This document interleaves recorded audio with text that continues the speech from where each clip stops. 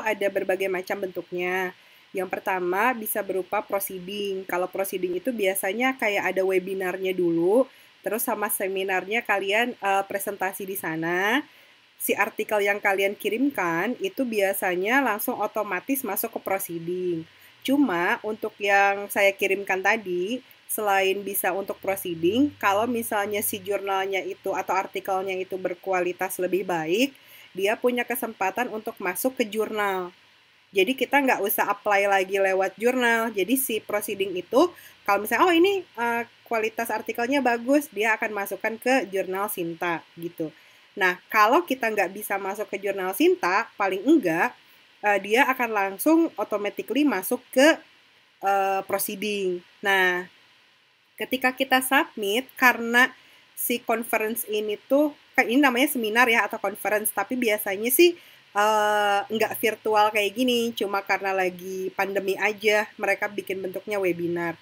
Nah, biasanya yang dilakukan adalah kita tuh akan, ini yang biasanya ya, bukan yang virtual ya.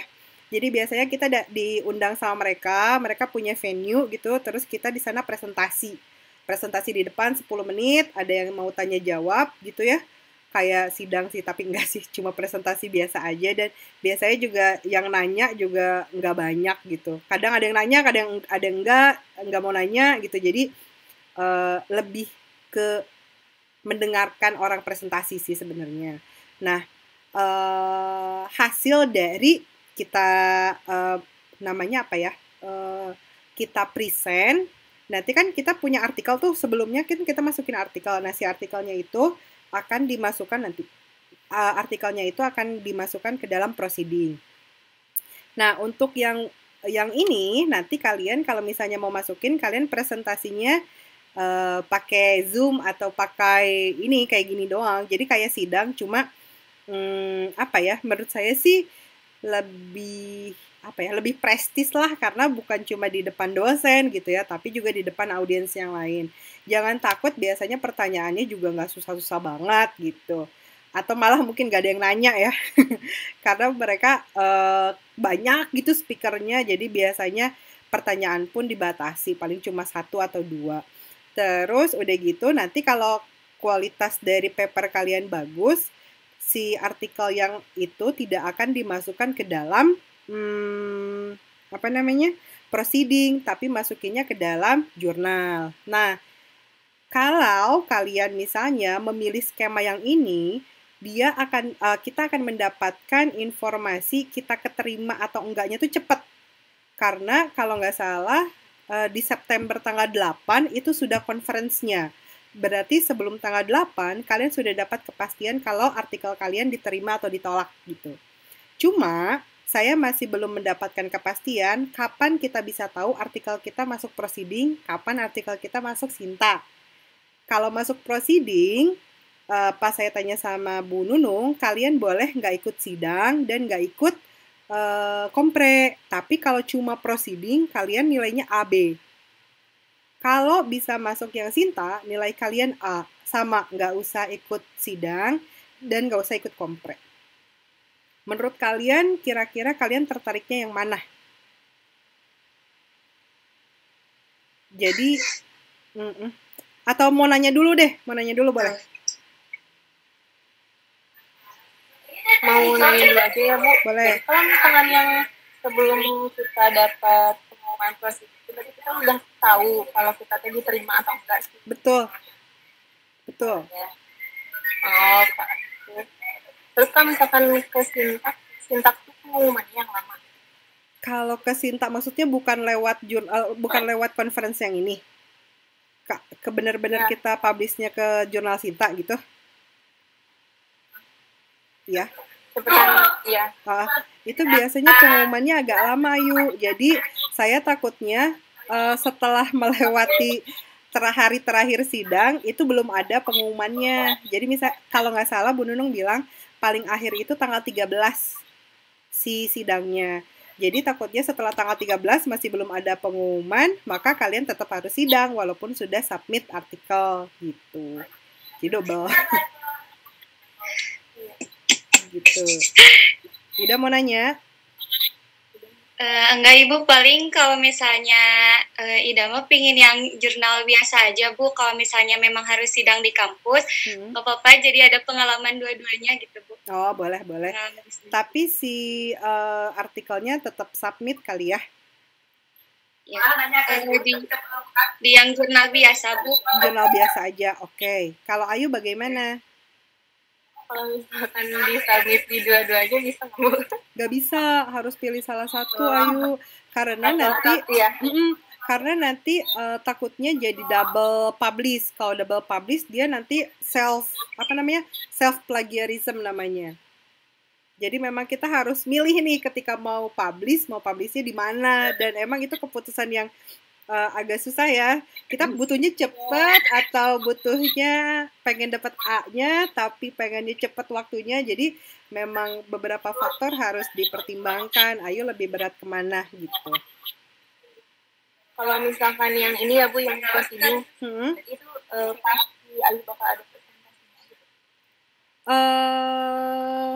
Saya nggak tahu ya. Kalau kayaknya sih kalaupun ada presentasi, dia kayak fast presentation gitu, cuma 6 menit kali ya. Soalnya yang saya tahu, dia yang ngirimin banyak gitu. Jadi kalau mereka harus seharian mendengarkan presentasi, kayaknya enggak sih. Tapi nanti saya coba cari tahu dulu ya, metodenya bagaimana ke contact personnya. Kalau saya udah tahu, nanti saya kabarin lagi ke Ayu. Jadi, tapi kan kalau misalkan awal yang ini sekarang lebih cepat ya Bu?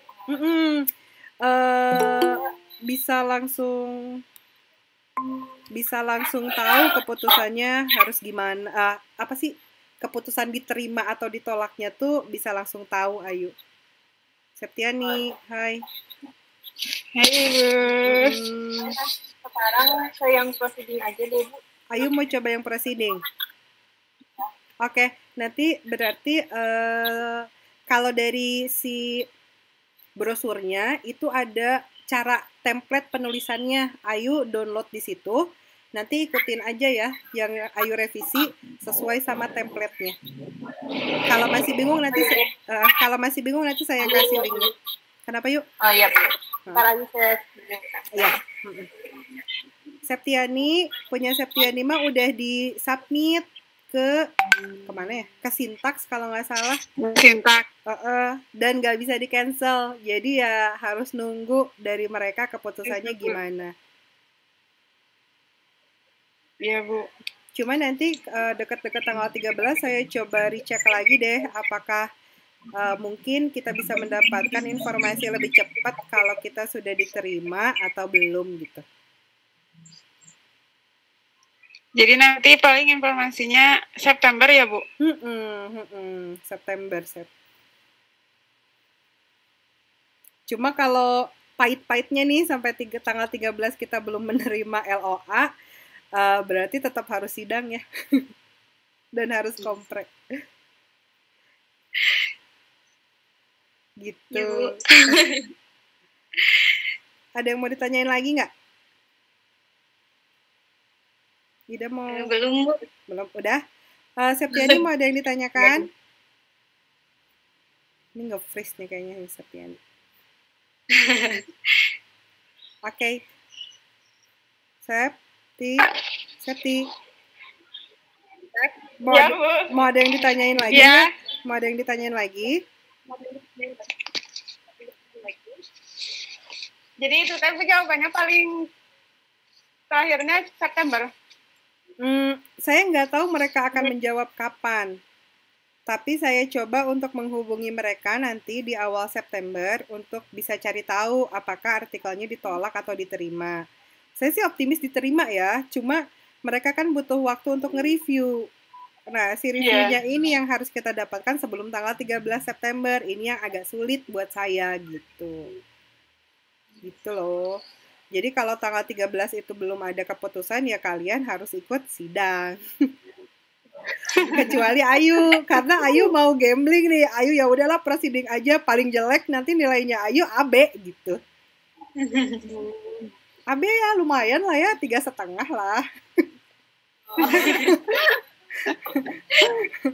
Ya masih cum laude kan Yu kalau 3,5 kan.